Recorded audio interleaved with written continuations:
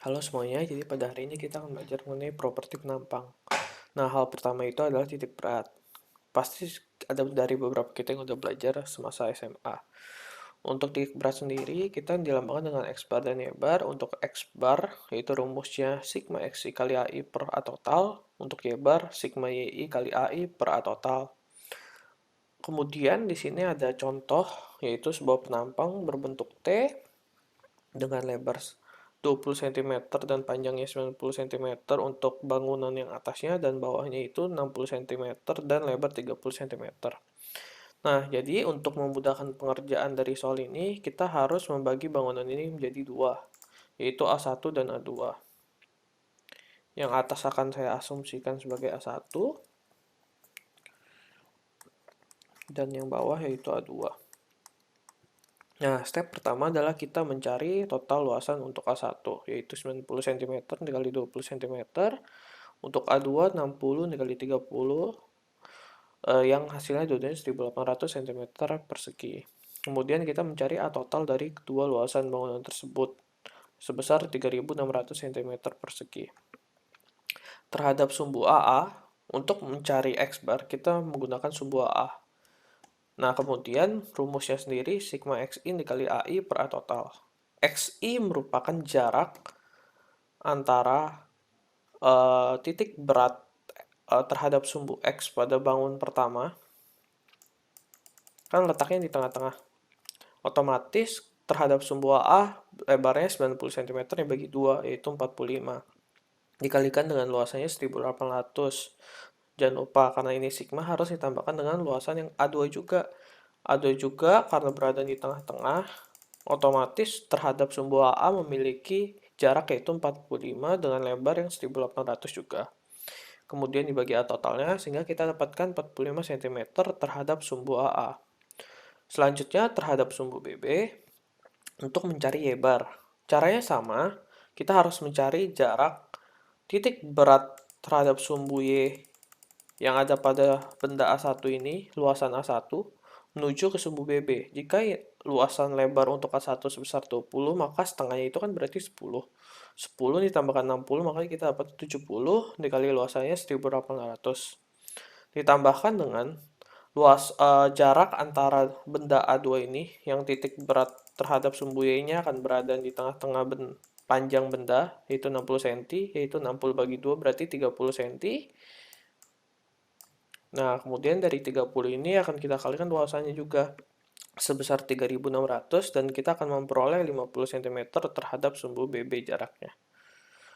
Sekian mengenai titik berat. Oke, jadi selanjutnya adalah momen inersia penampang.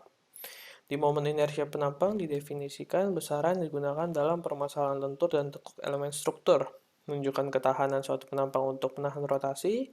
Semakin besar momen inersia penampang terhadap suatu sumbu, semakin sulit penampang tersebut berotasi.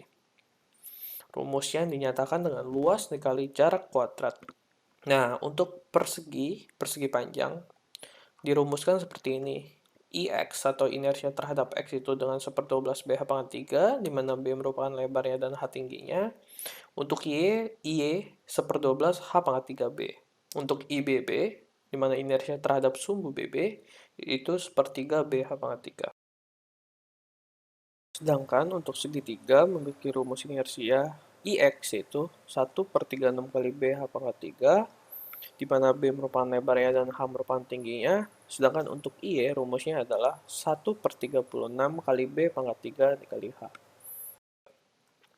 Kemudian saja kita memiliki momen inersia polar. Definisinya adalah menunjukkan ketahanan penampang untuk menahan puntiran, yaitu dilambangkan dengan IP, rumusnya IX ditambahkan IY. Selanjutnya ada produk inersia, yaitu kecenderungan penampang untuk berotasi terhadap sumbu selain sumbu X atau Y. IXY hanya sama dengan 0, yang artinya penampang hanya akan berotasi terhadap sumbu X atau Y. Dan sumbu X dan Y merupakan sumbu utama. Nah, berikut ada ilustrasi di mana membedakan antara sumbu simetri dan sumbu berat. Kalau sumbu simetri dapat saya simpulkan merupakan suatu sumbu di mana ketika objek atau luas penampang itu ditekuk, maka ujung-ujungnya akan bertemu. Sedangkan sumbu berat tidak bekerja seperti demikian. Nah, untuk X sumbu simetri dan pada objek penampang ini, X merupakan sumbu simetri dan sumbu berat, dan Y merupakan sumbu simetri dan sumbu berat juga. Sedangkan untuk penampang berikut yang berbentuk C ini, hanya sumbu X yang merupakan sumbu simetri dan sumbu berat, yaitu hanya merupakan sumbu beratnya. IXY hanya dimiliki penampang di mana kedua sumbu ortogonal X dan Y bukan merupakan sumbu simetri. Berikutnya kita memiliki teorema sumbu sejajar. Definisinya, momen inersia penampang terhadap sembarang sumbu yang sejajar dengan sumbu berat sama dengan momen inersia penampang terhadap sumbu berat tersebut. Ditambahkan perkalian luas penampang dengan jarak kuadrat antara kedua sumbu. Yang kita dapat simpulkan rumusnya IBB jika terhadap inersia terhadap BB, rumusnya adalah IX ditambahkan dengan luasan A itu berarti B untuk lebarnya, dikalikan dengan H.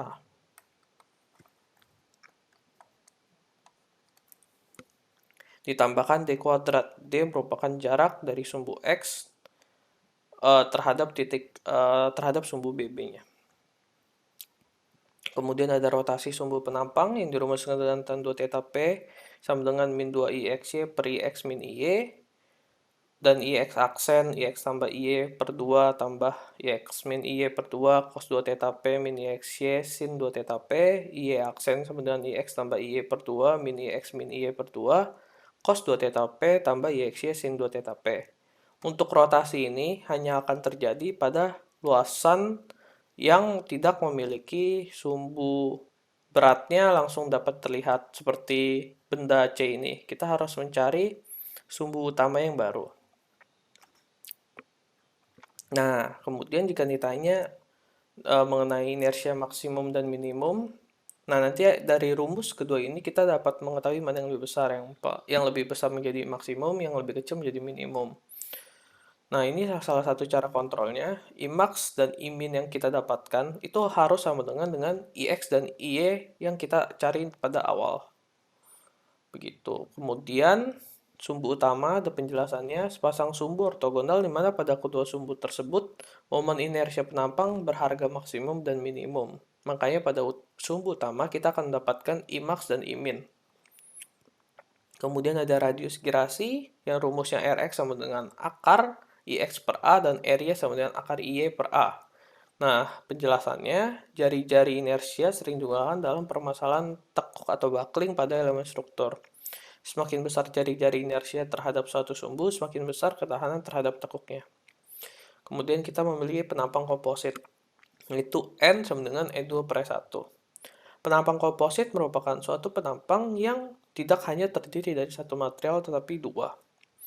Nah, kalau dengan persamaan N sama dengan E2 per E1 ini, berarti kita akan mengubah material 2 menjadi material 1. Apabila N sama dengan E1 per E2, ya sebaliknya, kita mengubah material 1 menjadi material 2. Rumusnya adalah seperti ini. Luasannya yang akan kita ubah, akan kita kalikan dengan faktor N yang kita dapatkan. Seperti itu. Oke, selanjutnya agar kita lebih mengerti, mari kita mengerjakan suatu latihan soal. Di sini terdapat suatu luasan berbentuk huruf I. Untuk memudahkan pengerjaan, kita harus membaginya menjadi beberapa luasan, yaitu A1, A2, A3, dan ruang kosongnya yaitu A4. Jadi seperti ada rongga kosong di antara penampang ini. Ditanya IX-nya, Y, Rx, dan RY. Yang seperti sudah kita kerjakan tadi, berarti kita harus mencari total luasan dari penampang ini, yaitu A1 berapa, A2 dikurang dengan A4 karena ada ruang kosongnya, dan A3 berapa. Kemudian kita akan mendapatkan A total, yaitu 5.200 cm persegi. Kita hitung terhadap AA untuk mendapatkan X bar. Nah, karena ini keempat objek ini seperti sejajar, seperti ini.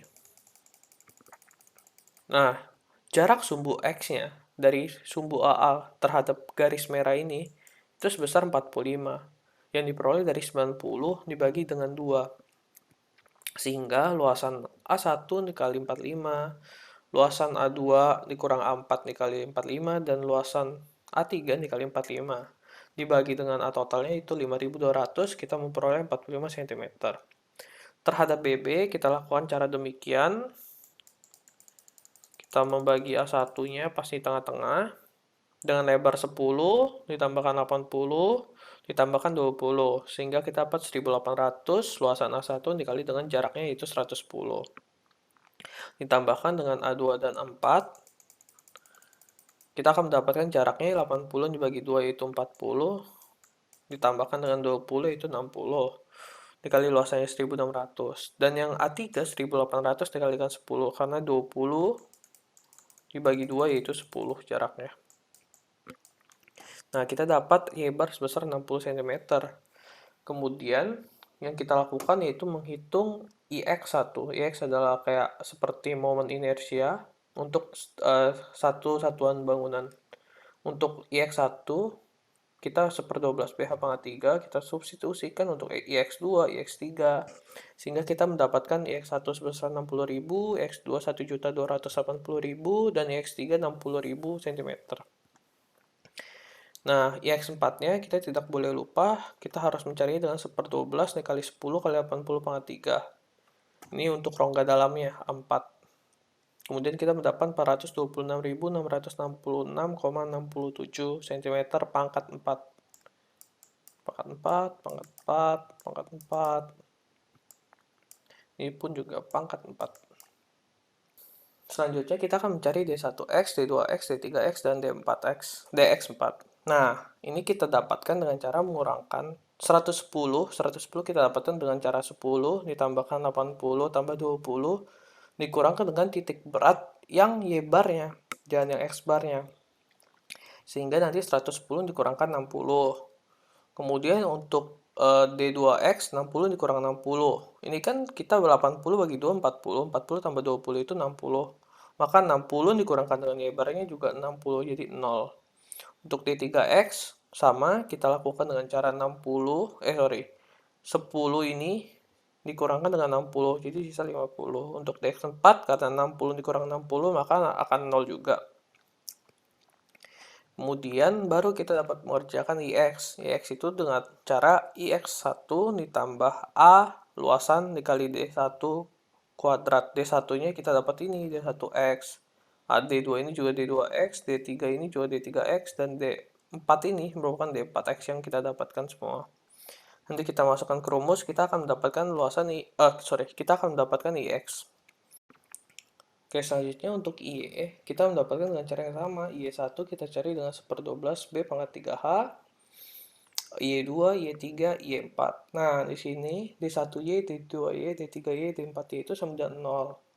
Jika yang pertama IX kita tinjau terhadap sumbu Y bar, kalau misalkan IE kita dengan cara X bar.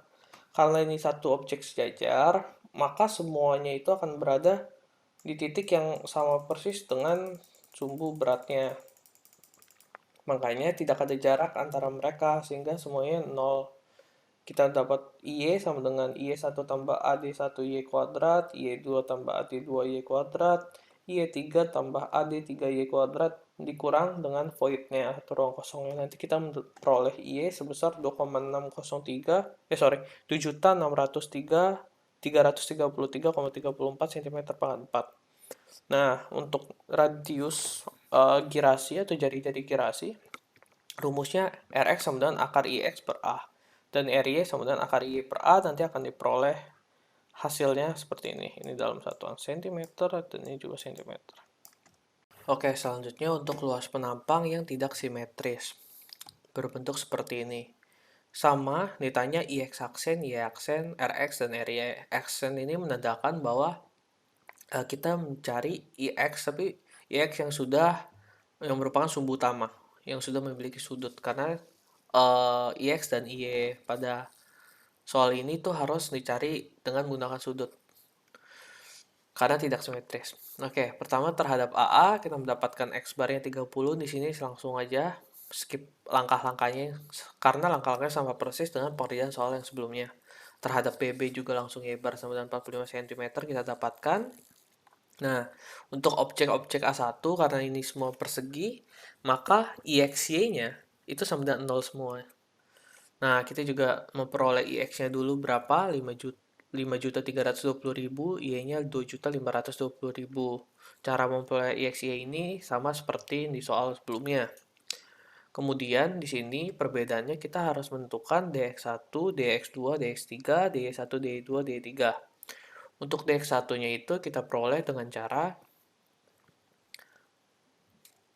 setelah kita mendapatkan titik berat ini 30 cm dan 45, kita mencoba menggambarkannya. Misalkan 30 cm otomatis akan saya kira-kira posisinya akan berada di jarak ini.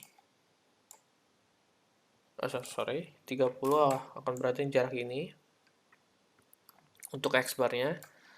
Sedangkan Y barnya 45. Berarti 45 itu sekitar dari titik BB naik 20 tambah 25 mungkin akan sekitar di sini. Next dikit lah ya. Oke.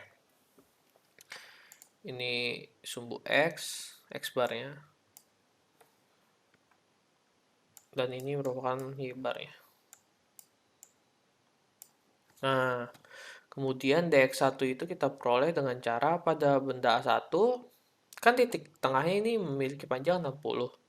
Dibagi 2 berarti 30-30 kan. Sehingga jarak antara titik tengah A1 dengan sumbu yang Y bar ini tuh sudah tidak ada, makanya bisa langsung 0. Untuk DX2, kita mencari titik tengahnya DX2 yang terhadap sumbu X bar kan di sini letaknya. Makanya kita dapat peroleh lebarnya itu 15. Sedangkan untuk A3, karena ini lebarnya 90, maka titik tengahnya kan berada di sini. Sorry, berantakan. Di sini. Makanya ada jarak seluas lebar ini, yang jaraknya adalah jika 90 bagi 2 itu 45, dan letak garis merah yang Y bar ini 30 dari sini, berarti kan 30 ditambahkan dengan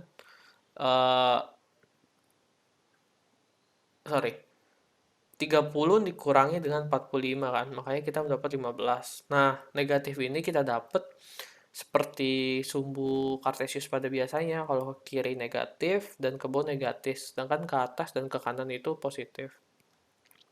Untuk DY1, pengerjaannya kita mendapat 45 tuh dari misalkan kita membagi A1 ini terhadap sumbu Y. Maka kita akan mendapatkan jarak yang ini 10. Sedangkan dari sini ke sini itu 35. Kan setengah dari 60 itu 30. Sedangkan ingat kalau untuk Y bar itu 45. Maka jika dari bawah 45,